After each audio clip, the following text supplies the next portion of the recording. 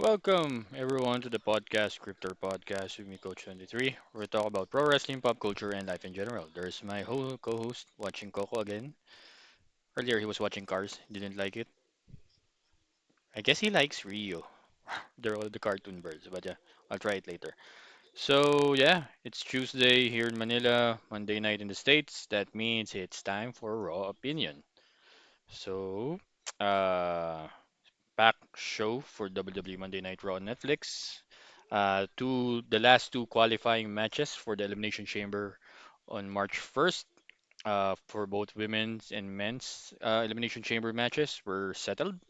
So let's go on with the show. So the show opened with Sami Zayn addressing the crowd regarding the Kevin Owens attack. And he's adamant in challenging because Kevin Owens, as if you saw SmackDown last week, last Saturday, last Friday, wherever you are. Kevin Owens basically challenged Sami Zayn for a face-off or a match at Elimination Chamber because they will be in Toronto, Canada. Probably practically their home country.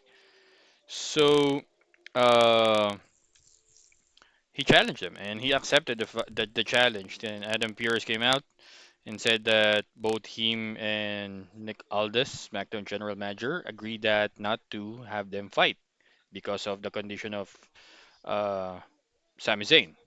And then what happened?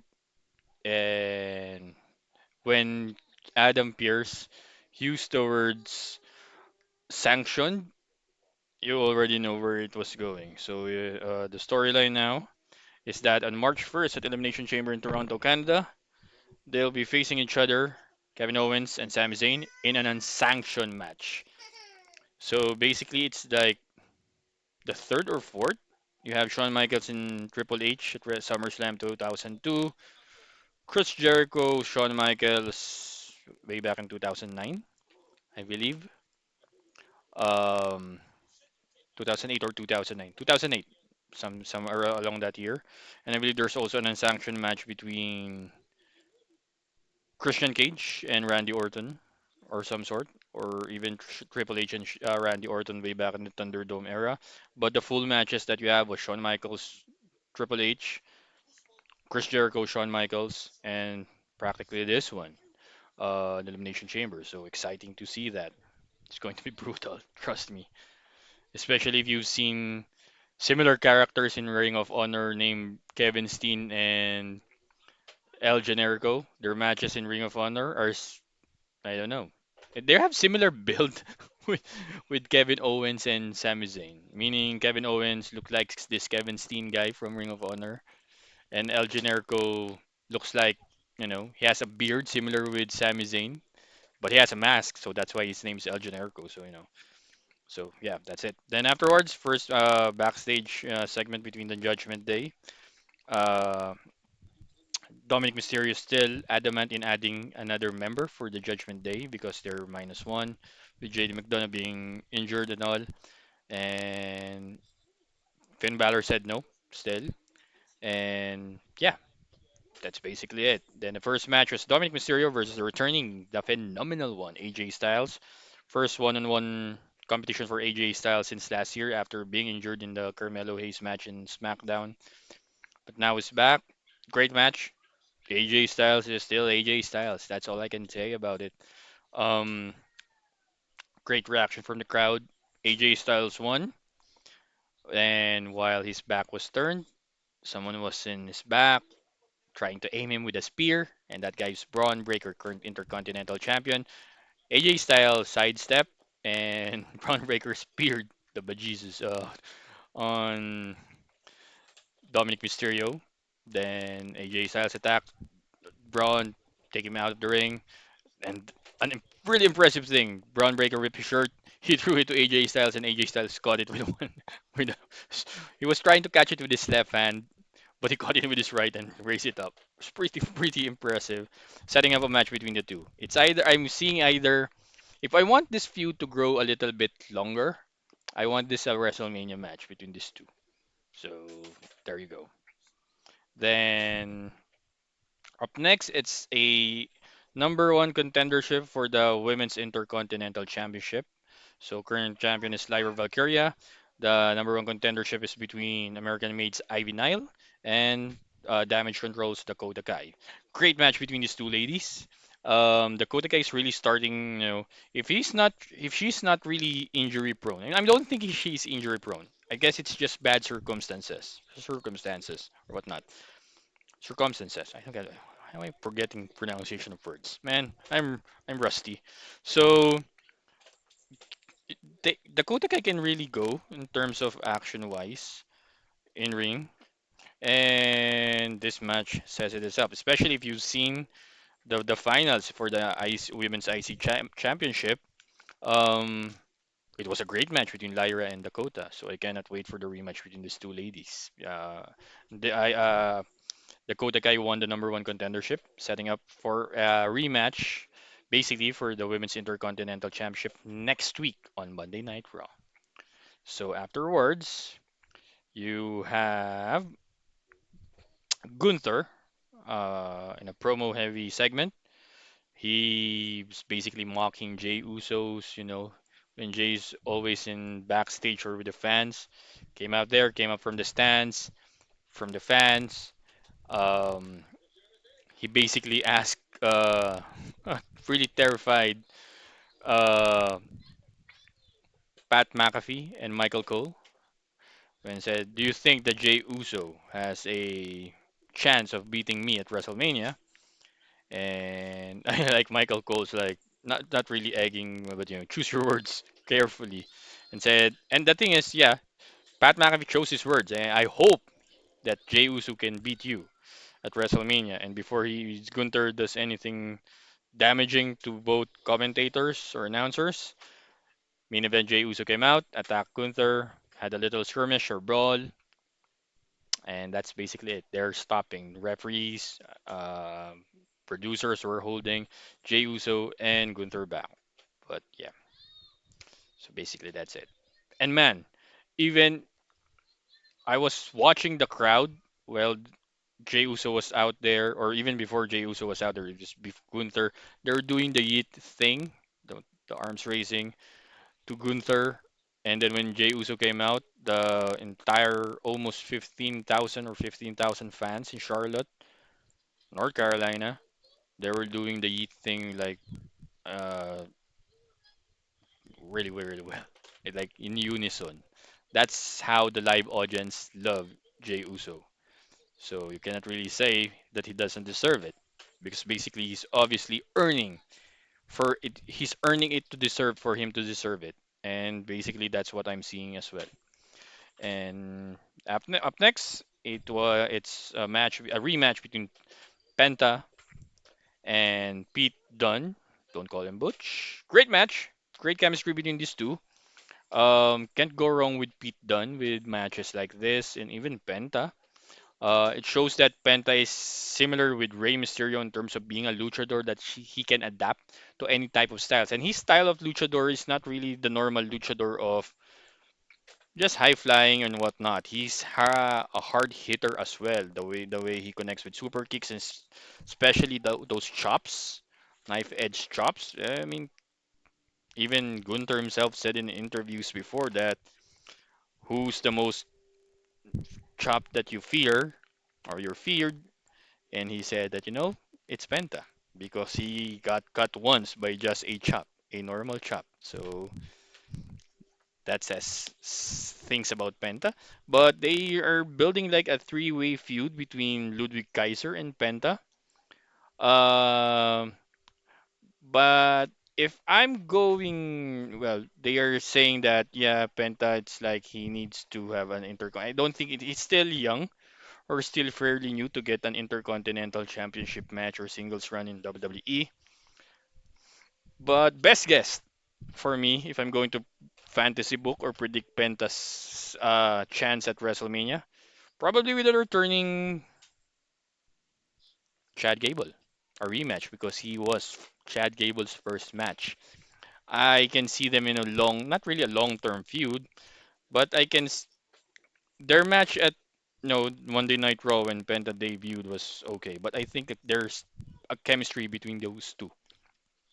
Um, I guess that's one thing that they messed up in WWE way back in 2000 when Taz debuted against Kurt Angle. They only have like one match, and that's it. So I guess the build-up of Chad Gable versus Penta is really, really doing well because right now, according to them, Chad Gable's in sabbatical training for the dark arts of Luchador in order for him to beat Penta or those guys or those luchadors in WWE. But yeah, can't wait between a match between a rematch even between those two. Then Penta won by a Penta driver. Then Kaiser and Dune got a brawl because of the interference of Ludwig Kaiser in their match. And then Penta hit a tope con hilo. I believe that's what it's called. I'm bad at naming names. So afterwards, it's the final qualifying match for the women's elimination chamber match. Roxanne, no, sorry, yeah, Roxanne Perez of NXT, the Prodigy against the Judgment Day's Raquel Rodriguez. Great match between these two, as well. Great chemistry. It's a great big woman versus little woman match. Um, I can't really figure out where they're going with Roxanne because Roxanne in NXT is kind of heelish, an antagonist, a villain. But they're trying to build up Roxanne in the main roster as a babyface. I can see her as a babyface. She started as a babyface in NXT until she became, a heel.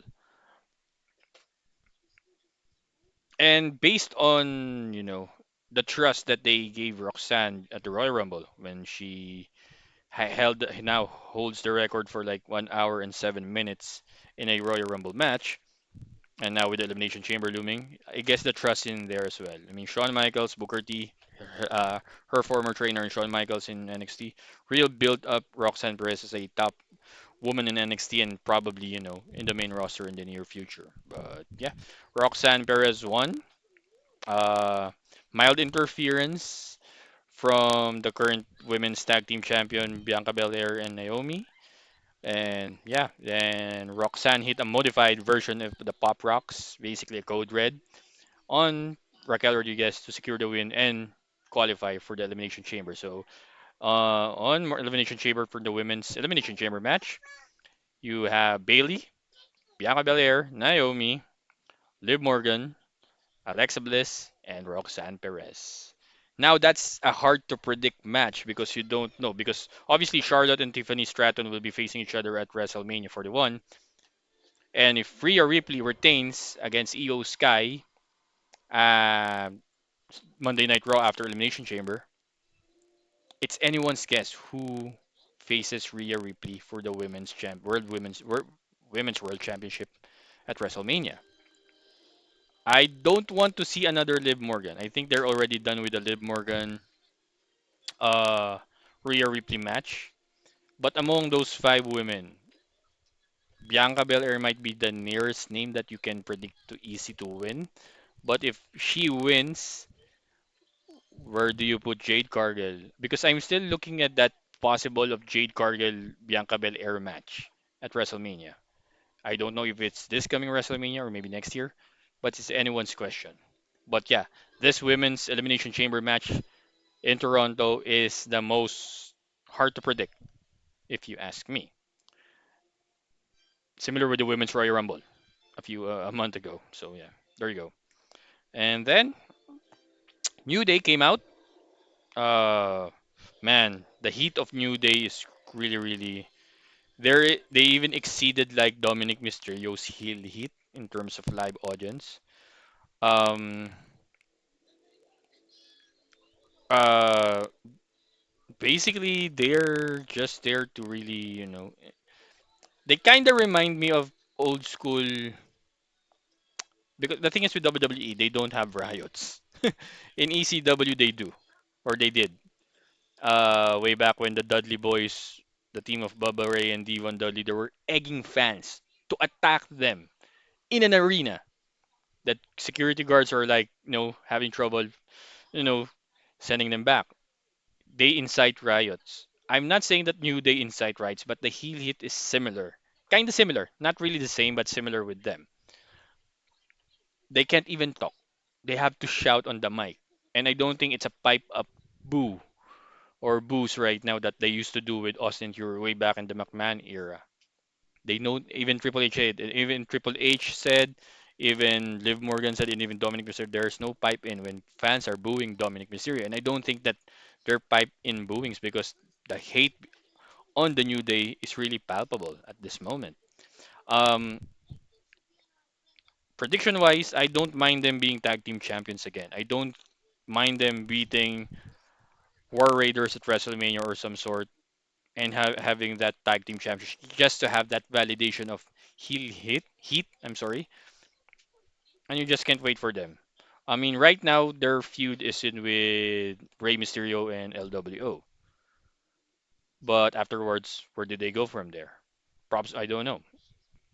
Probably they're setting up a match between LWO and New Day along the way before Elimination Chamber, before Mania. But I don't, like I said, I don't mind seeing them win the World Tag Team Champions again and have that validation.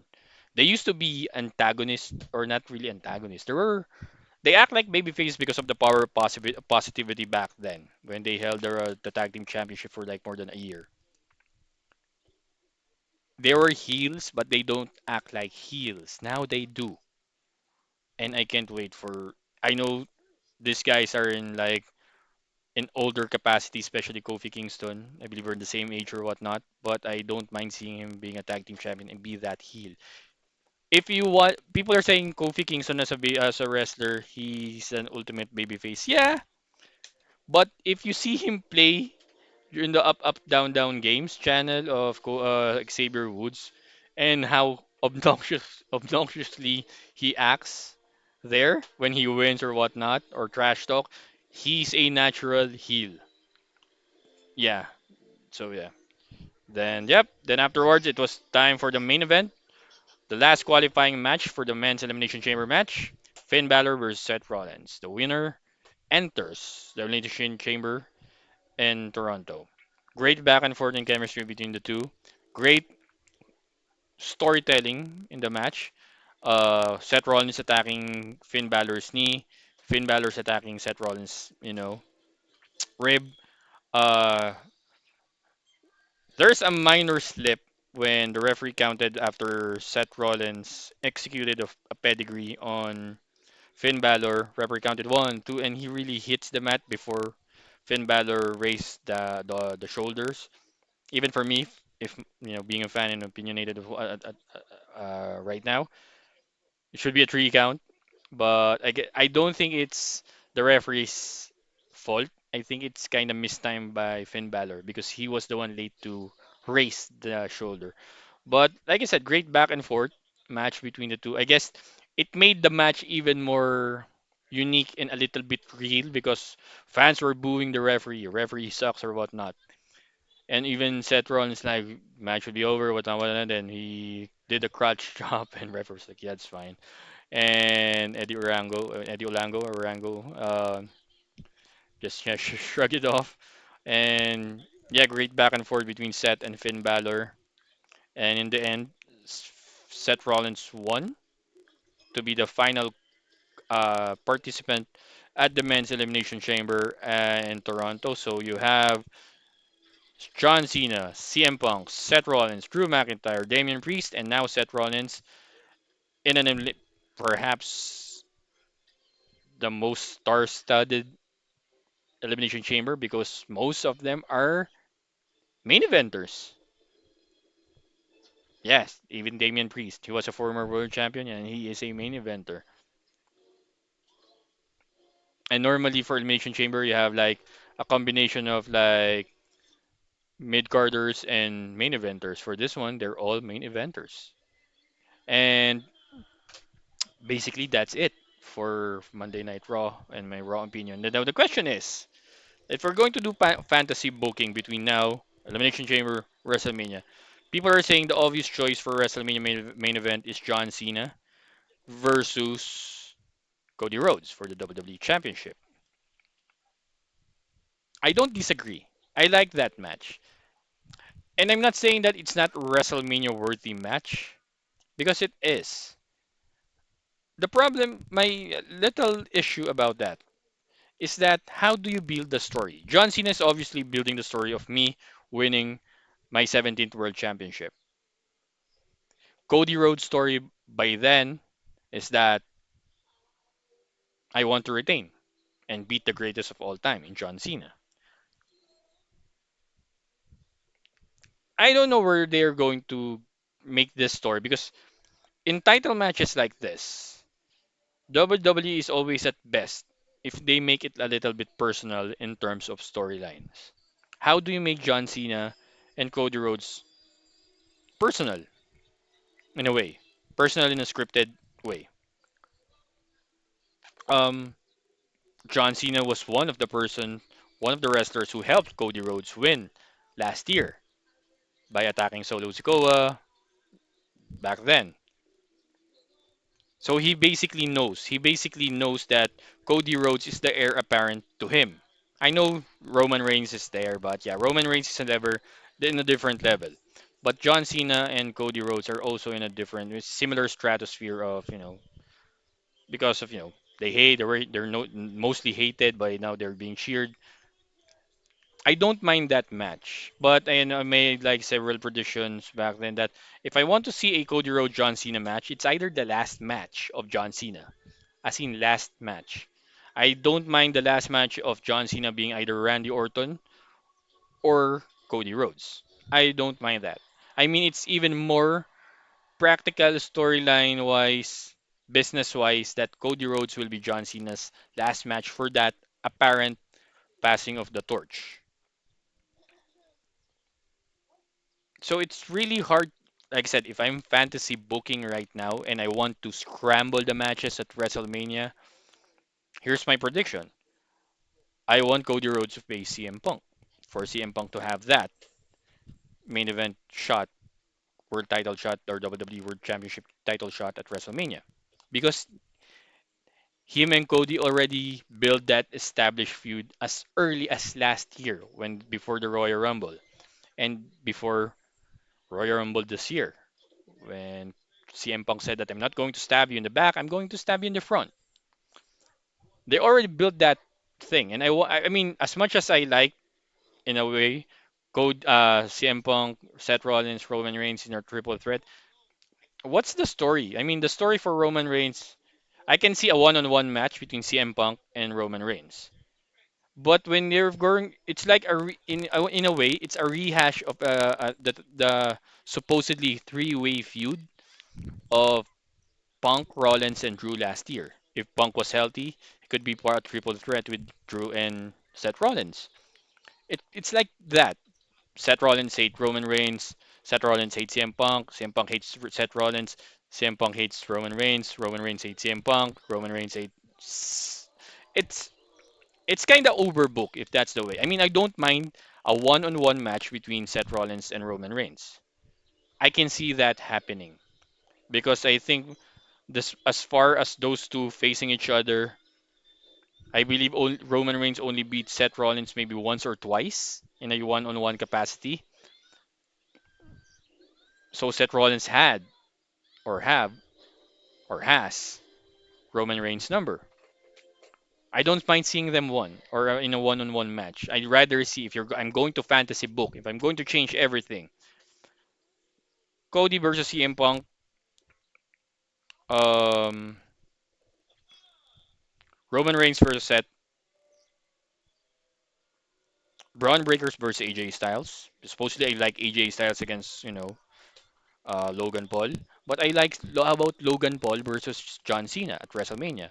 And Logan Paul is the type of wrestler or baby or heel that can take a loss and doesn't mind it, especially if you're going to lose to a John Cena.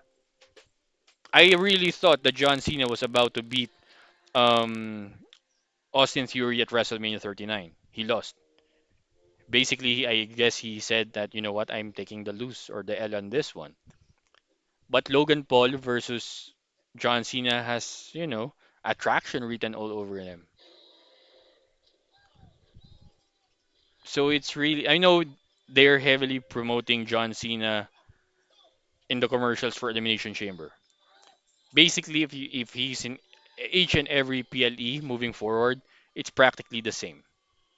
This is his last WrestleMania, last Backlash, last this, last that, and I don't think he won't mind it. I still think that he will win his 17th World Championship this year or before he retires. I think WWE wants him to do it. I don't think he said he can say that I don't want to do it, but I still think that WWE wants to. I mean, even for Sami Zayn, where do I see Sami Zayn at WrestleMania? Possibly Karrion Cross because Karrion Cross is really egging him right now. And I don't mind Kevin Owens facing Randy Orton once he comes back. Randy Orton is also another name that I want for Cody to face at WrestleMania instead of John Cena. Storyline is also built there. Randy Orton can be a heel on Cody or Cody to Randy Orton. I know fans are eagerly waiting where storylines are progressing, but that's the thing. There's well over 60 days before today and WrestleMania. Storyline still progresses, and they even make changes during the day of WrestleMania itself for winners, losers, and whatnot. So let's just wait and see, guys. I mean, I don't mind fantasy booking. I don't mind doing predictions or opinion and stuff because this show is what's all about opinions and predictions and whatnot. And as I always say, stop providing hate or whatnot. That's why normally I don't do AEW predictions or opinions and stuff because if I see a negative thing about AEW, I know I did it last yesterday with a Grand Slam thing, but as much as I even praised them for matches, but as much as I don't want to, just spew hate, I just don't do it at all. My show, my podcast is not about spewing hate. If you think my opinion is, oh, I hate this person, no, I don't. I'm too old to hate. I'm 42 years old. I'm already nearing my midlife crisis. I think I'm already having one now with my action figures, comic books, and whatnot. Basically, I lost 30,000 of comic books because of flooding. 30 to 35,000 market value of comic books and graphic novels flooded. Yeah, it's sad. I'm sad. I'm still sad about it right now, and it's been over a month, more than a month. Um, so let's just wait and see for what will happen at Elimination Chamber, the shows moving forward, and the road to WrestleMania 41. I'm still excited. I'm always excited for that. Even for Revolution, I'm excited about that John Moxley versus Edge match. If I'm going to ask me my prediction there, the easiest prediction I can give, normally they break it or they don't really do it, is that Edge beats John Moxley, Christian cashes in to be the world champion. Simple as that. But yeah, it's a good time to be a wrestling fan. It's good time to be a movie fan even. Man, I can't wait for May.